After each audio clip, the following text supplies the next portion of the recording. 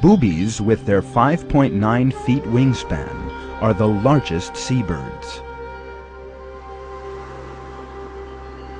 They feed by hunting fish close to the surface of the water. They fly by beating their wings or gliding, and are able to spot fish from as high as 98 feet. In order to catch fish, they fold their wings and dive straight down like an arrow.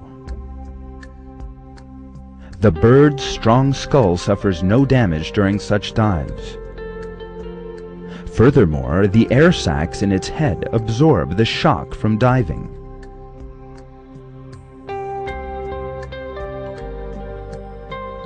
Boobies live in colonies on steep cliffs or on small islands near the shore.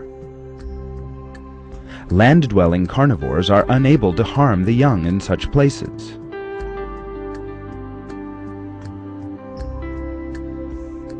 These birds, which live in temperate and warm regions, spend much of their time in the sea.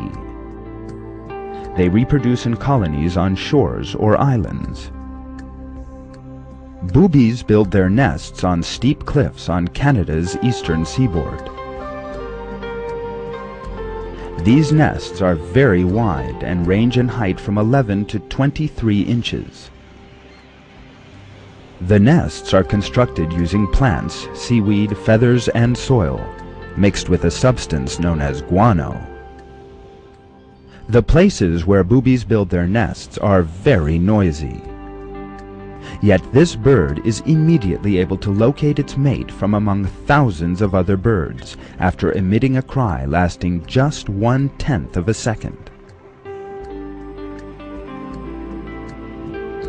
The parents take turns to incubate their young.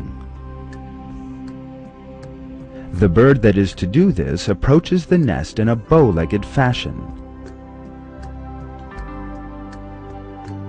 It then wraps its legs around the egg and sits on it.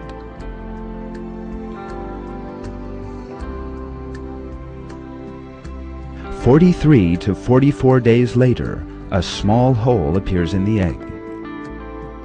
Within the next 36 hours, a small defenseless chick will hatch out and open its eyes.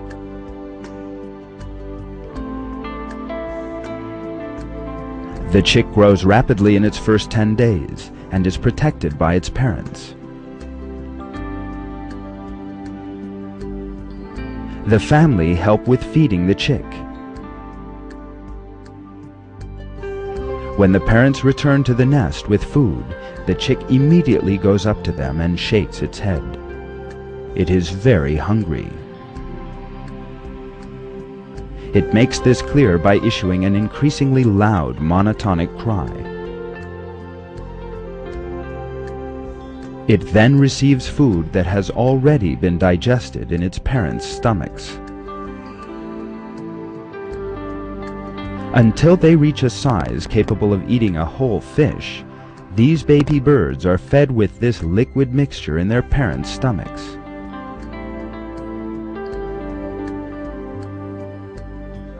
Booby birds possess one little-known feature.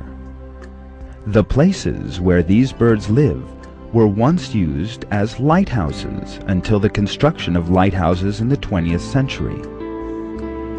God placed the white feathers of the booby bird, which shine in the dark, at the service of human beings.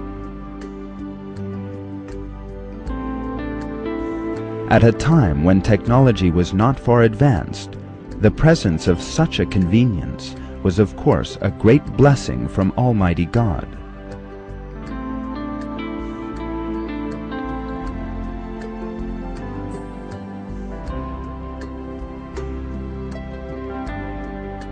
God reveals the blessings He has bestowed on human beings in the Quran.